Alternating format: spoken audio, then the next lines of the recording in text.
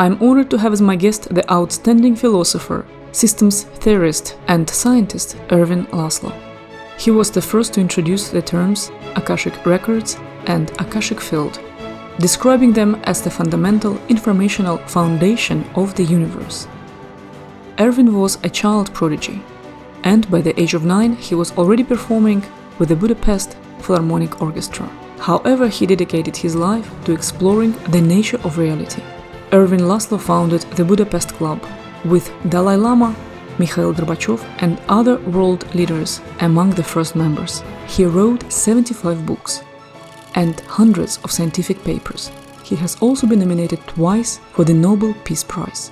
Please join this fascinating discussion with Ervin Laszlo.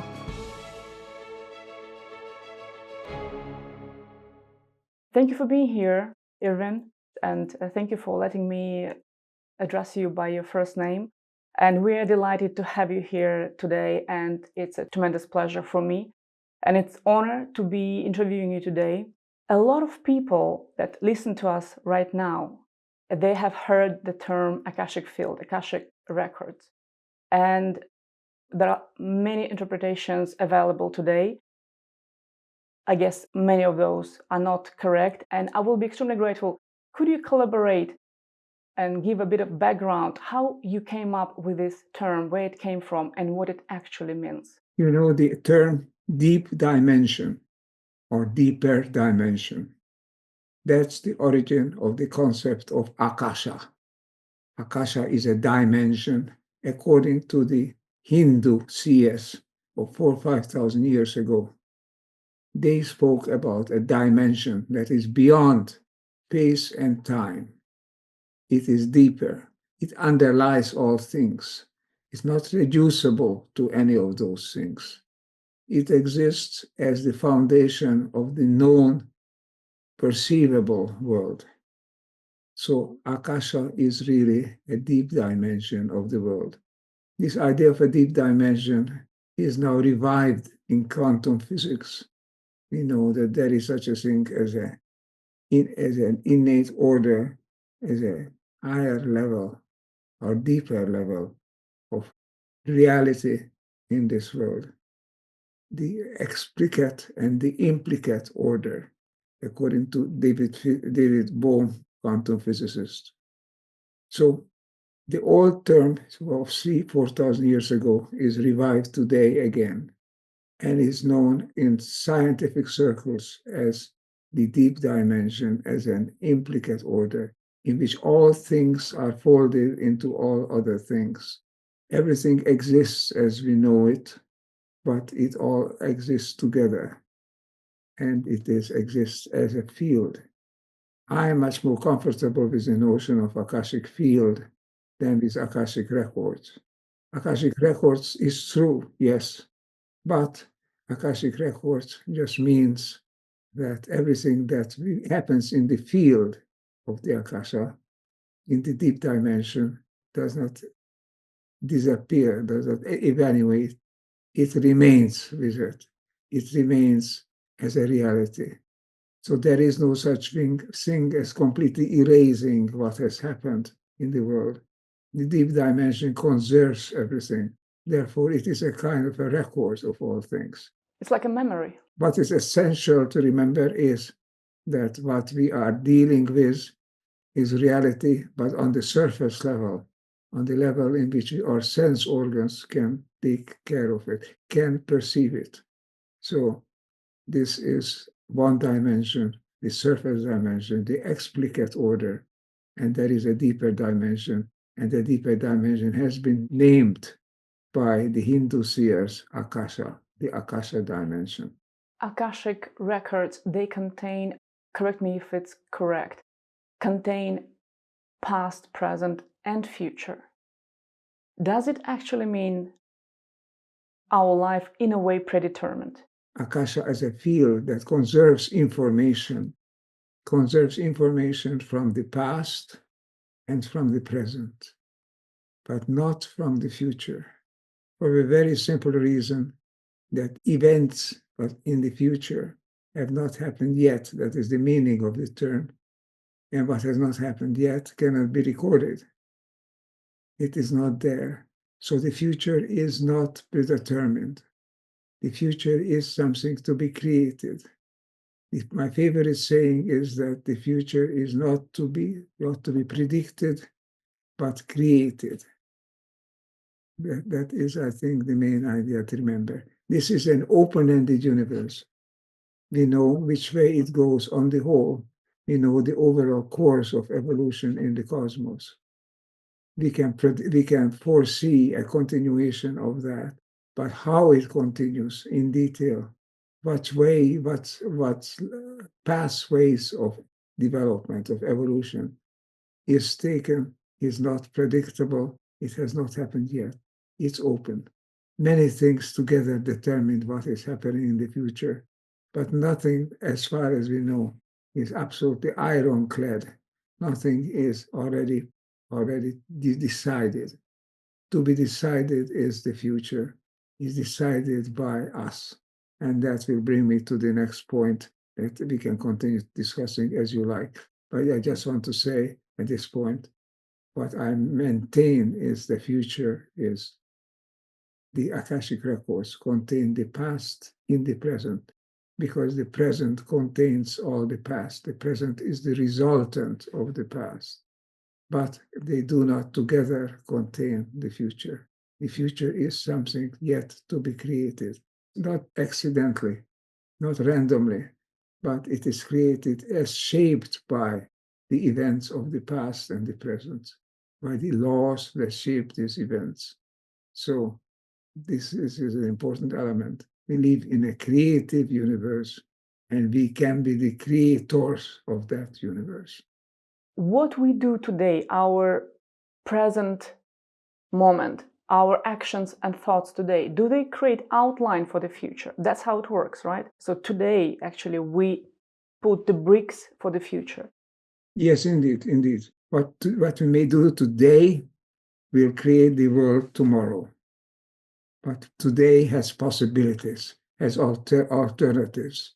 Today it consists of not of rigid facts, happened events that are in the past, unalterable. World today is a set of potentials, possibilities.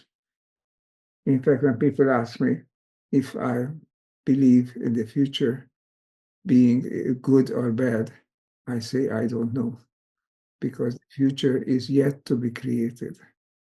The future cannot be created randomly, but it can be created. It will be created. It is being created according to the basic laws and regularities that produce the possibilities, the potentials in the Akashic field. Ervin, what is time? How do you understand time? Time is something that we endow the events that we perceive. It's a flow. These events are strongly interdependent, so that you can't separate one from another. You also can't separate time.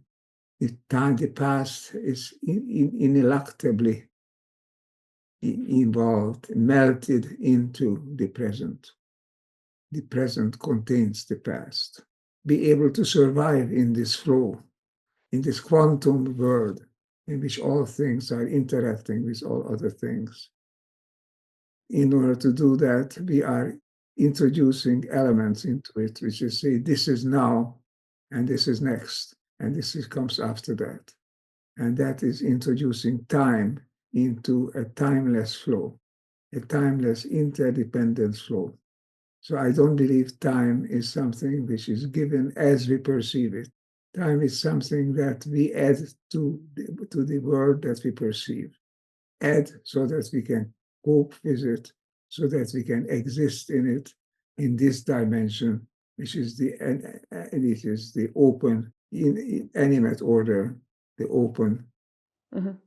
The future is something which is happening in the explicate order, but the implicate order is what underlies it all. So we live in the explicate order, but our world deeply is rooted in the implicate order. Its possibilities, its potentials, its future is encoded in the implicate order. So implicate order is something which underlies the physical world and where the future events sort of take roots from.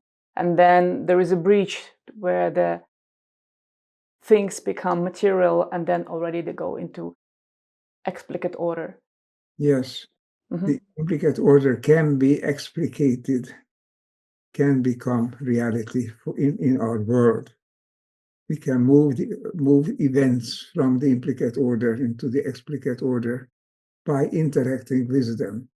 When we interact with them, we realize them. We make them real. That's the real meaning of realizing. We make real elements of the implicate order when we interact with them. When you say when we interact with them, what is actually interacting, like in a very practical way? What does it mean? Interactive is a potential which is present in the implicate order. It's a potential of things happening in a certain way. This is not a random universe. This is not where anything can happen. Nothing is fully decided at any given moment. Everything has possibilities, potentials, but these are not accidental and not random and not meaningless. The possibilities are true, and these are the true potentials that Plato was talking about by the forms which take shape in the realized world. This is what all great philosophers have been recognized as the deeper reality. Mm-hmm.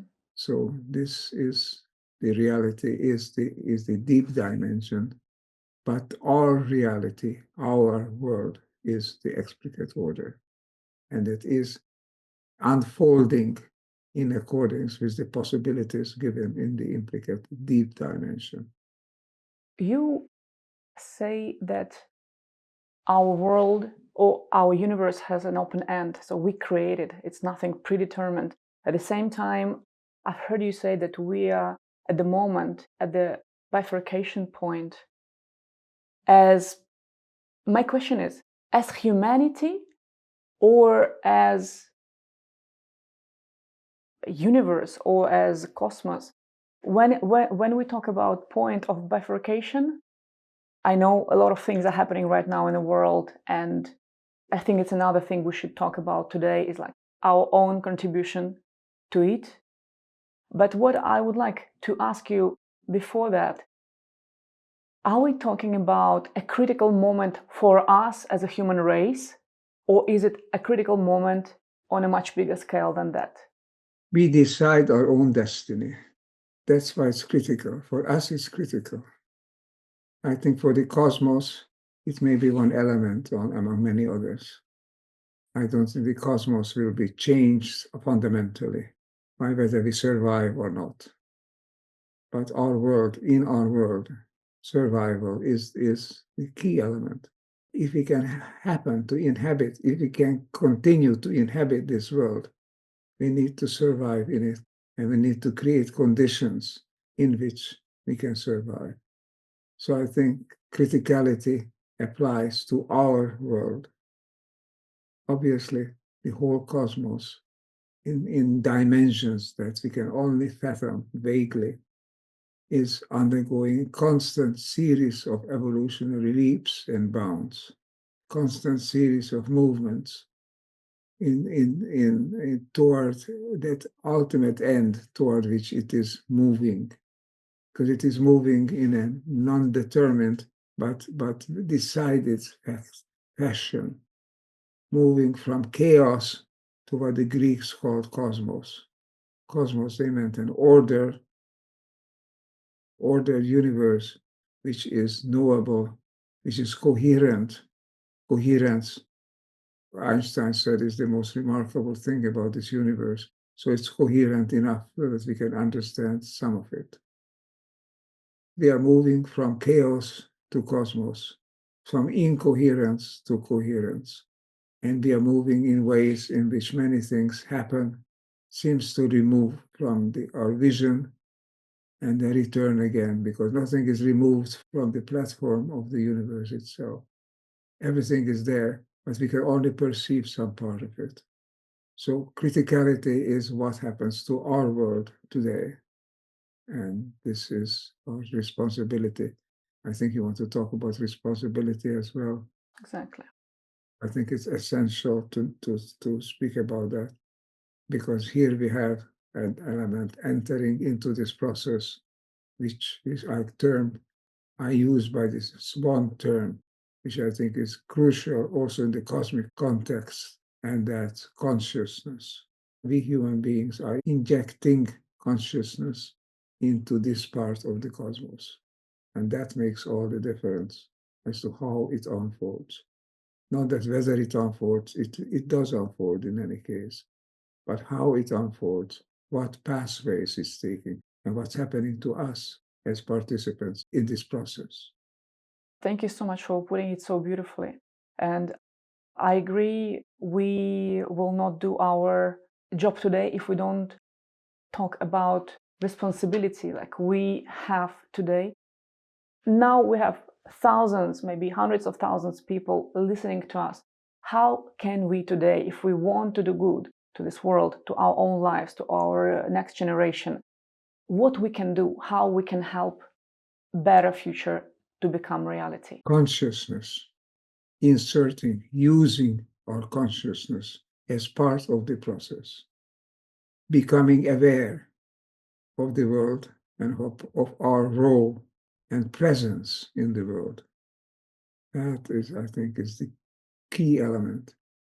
A level of consciousness that is not shared by other living beings on this planet. Not quite, although I'm sure that all beings, especially living beings, have consciousness. But the level of consciousness whereby we recognize who we are, or try to recognize who we are, and what our world is, that is unique to humanity. I recently wrote a series of essential insights. The first insight is being a conscious human being is an ineluctable responsibility as well as a unique privilege. Privilege and responsibility. It's a privilege because we can, to some extent, adjust the way we go. It has been said that we cannot change the direction of the wind, but we can adjust the sails.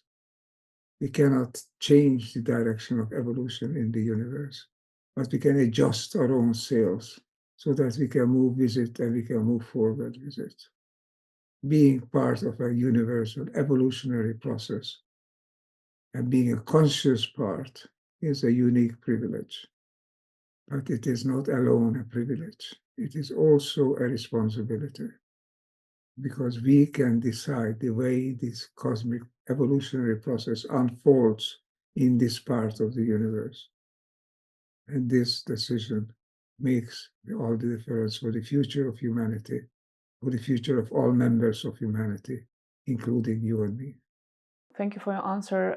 And if we would give a practical tip, I understand that it's a huge subject. The way we interact with the nature, how we treat it, how we treat another person. But if we would say, here are few things everybody can do, everybody, because it doesn't require you money, it doesn't require you other type of resources, what would it be like if somebody really wants a practical answer? Maximize, increasing, add to coherence. Coherence around you, coherence in you. Coherence means that in a system, in a set of elements working together, all parts or elements of these or elements are finely tuned to receive and respond to all the others. To be coherent. The universe is moving from chaos to cosmos to coherence. We can add to this movement on this local level, or we can try to oppose it. We can't stop it, but we can eliminate ourselves in the process if we don't realize that we are going the wrong way. Going the right way means adjusting or the way we proceed to what there is in the world, this deeper unfolding that we call evolution, cosmic evolution, of which we are a part, through a tiny part. but every part in the Akashic field interacts and remains active for all eternity. So what we do is counts. We have a responsibility. We have a responsibility to add to coherence in this part of the universe, to create a world in which all things are not opposing each other, but are moving together in the direction of evolution, which is a direction of greater and greater complexity, but also simplicity. The way our complexity unfolds is by simple rules, following the universal process of evolution toward oneness, toward unity, and joint coherence, creating higher and higher level systems by being coherent. Now, on a more practical level, you can say being coherent means interacting with each other in a way that does not harm, does not try to erase the other, but rather picks it up and works together with it, with him or her or it. And that is to be part of a symphony of evolution, where all things are harmonious with each other. So we can look at what we are doing. Every action that we do, is it coherent with the world around us? That I would call external coherence. Mm-hmm. Is it also coherent with what we are doing, with how we are living, how we are creating ourselves constantly? That is internal coherence. Are we being coherent internally and externally in what we are doing? The more we are becoming aware of this and promoting, adding to coherence in us, the better it is for us, because we thrive, we evolve, we develop when we are coherent with us, within us, and with our world around us. So every action that we do is either coherent or not coherent. Nothing is neutral. Nothing that is just to be dismissed as doesn't count. Everything we do either moves the world toward higher levels of coherence or opposes it. We cannot stop it, but we can move with it forward. That is in our interest. So it's very simple, practical rule. Do work with empathy, with a felt oneness with all things that you do. That is the great challenge of evolution on the human level. And this is where consciousness can come in, because we can become conscious of our own actions and ask ourselves and constantly check ourselves against the criteria of coherence. Are we responding to others? Are we moving forward together to a higher level of complexity and coherence? Or do we try to go against this cosmic process, be a part of the cosmic process? That is our task. That is our cosmic mission. That is what I call our sacred mission. And thank you so much for making available to everybody your book, Our Sacred Mission. For everybody who is listening, we will put a link down below. I think it's only in English if you follow that link. I was about to ask you, Ervin, are you hopeful? But then the answer I already know, because you are here tonight. So I believe you are very hopeful. Yes, I am hopeful. What is the trend that you see? How would you describe it in our society? We are currently at a critical involution point.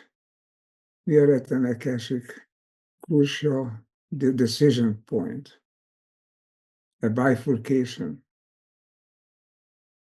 This is a local problem, but the local problem is capable of eliminating all of humanity, at least on the surface level. So it's important nonetheless, even if it's local. Humanity is in a point of bifurcation today. It's a systemic point in which we can suddenly create something different. It won't be new, because nothing is new in this cosmos. It's all there. but it can produce something which is creating and deciding a pathway of evolution. Am I hopeful? Yes, I am hopeful. Perhaps at first sight was an odd reason, namely that the greater the challenge, the deeper the response to it.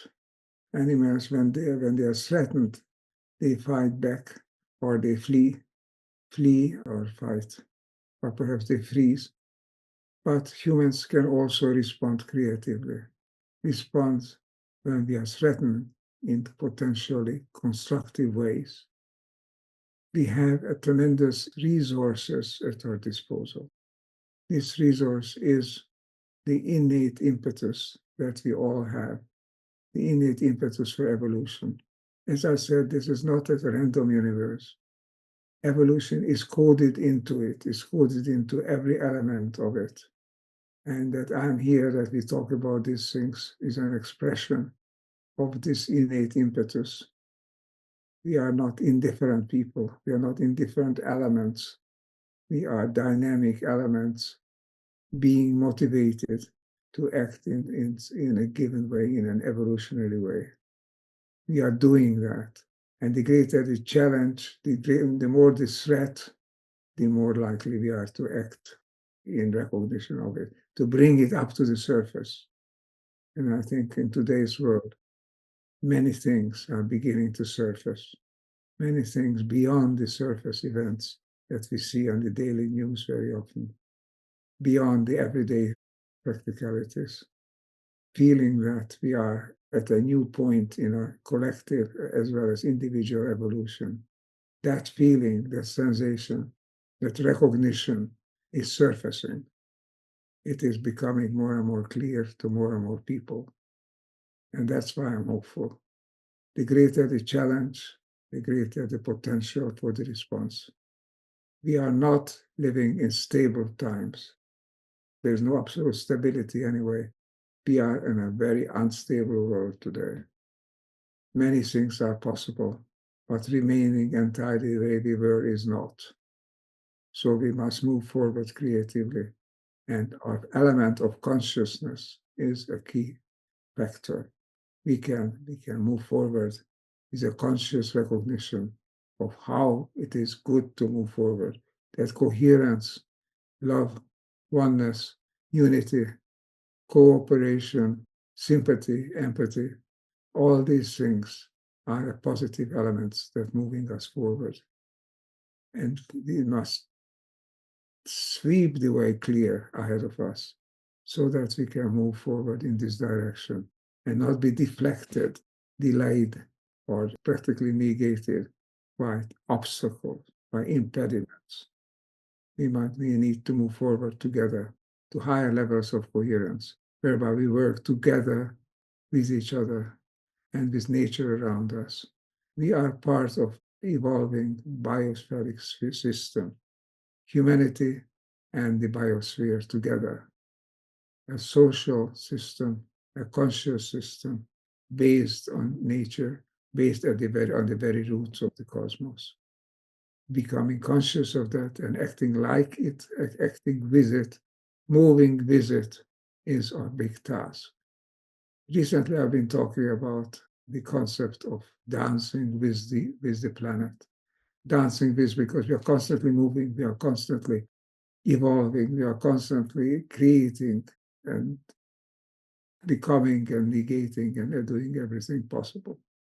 So the big challenge is to become conscious of our evolution and act so that we realize our evolution in everything we do, in every little thing or every big thing that we do in our life.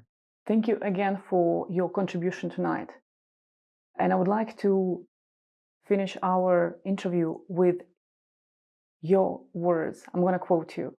Transformation starts at the individual level, but expands through collective efforts. By embracing both inner and outer change, humanity can restore balance with Mother Earth. And you also say that light is not chaotic, light is coherent. And there is light in every one of us. Thank you again, Ervin, for being here today. It was an extreme pleasure to have you as our guest. Thank you, Adam, for asking these important questions, raising these important issues. It is my delight, my honor, and my privilege to be able to talk with you and whoever is listening in on this tonight. And I try to, I hope, to contribute to some clarity on this very complex, but essentially, basically simple world, because it's the world of evolution, and we are with it. We move it forward. We are the creator of the universe in this sense of becoming more coherent, more evolved than we were before. That's our chance. A fantastic time to live, time of potential evolution, a time of moving forward, up to us. So thank you for raising these issues and for allowing me to emphasize the role of responsibility of being human, being not only a privilege, but a responsibility, and the role of consciousness in this process as injecting a unique element of freedom and self-determination. We can create ourselves and create the world around us. Thank you for being with us today. Please share this story with someone who needs to hear it.